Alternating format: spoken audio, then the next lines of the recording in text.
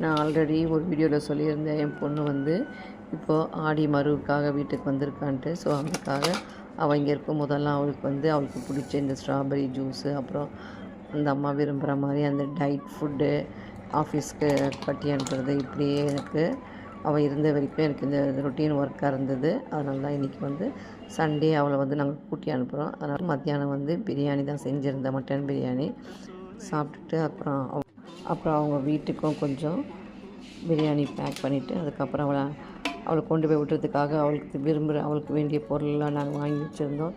எப்போவுமே இதெல்லாம் நாங்கள் வாங்கி அவளுக்கு கொடுக்குறது ஃப்ரூட்ஸு, அப்புறம் நாட்டு முட்டை, அப்புறம் அவள் விரும்புகிற ஐட்டம் வாழைப்பழம், நட்ஸு, இதை ஸ்வீட்டு, ஃப்ரூட்ஸு இது எல்லாத்தையும் வாங்கி ரெடி பண்ணி வச்சுருந்தோம். அதுக்கப்புறமா ஈவினிங்காக அவளை கூட்டிகிட்டு போய்ட்டு அவங்க வீட்டில் விட்டுட்டு வந்துட்டோம். அவள் இருந்த வரைக்கும் எங்களுக்கு கொஞ்சம் நல்லா ஜாலியாக இருந்தது.